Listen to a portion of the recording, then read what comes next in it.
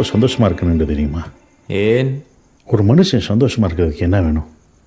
3 வேளை சாப்பாடு, ஒரு நல்ல குடும்பம், கடவுள் புண்ணியத்தில் 2 தங்கமான பிள்ளைகள், அப்புறம் ஒரு அழகான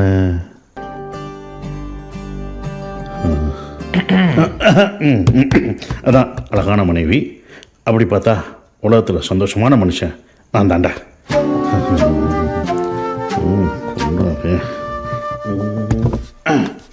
சரி, அம்மாவுக்கு எனக்கு தூக்கம் வந்துடுச்சு, நாங்கள் தூங்க போகிறோம்.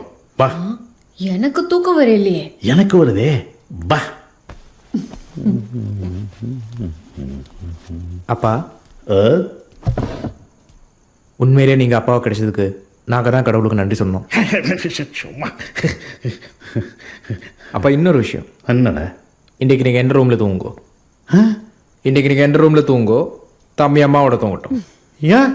ஊரில் இதே மாதிரி ஒரு நாள் நீங்கள் ரொம்ப சந்தோஷமாக இருந்தீங்க. அதுக்கப்புறம் என்ன நடந்ததுன்ட்டு எனக்கு நல்லா ஞாபகம் இருக்கு.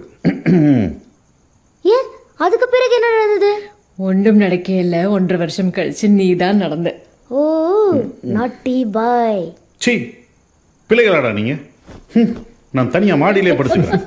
கண்மொழியால் பேசடி என் உயிரின்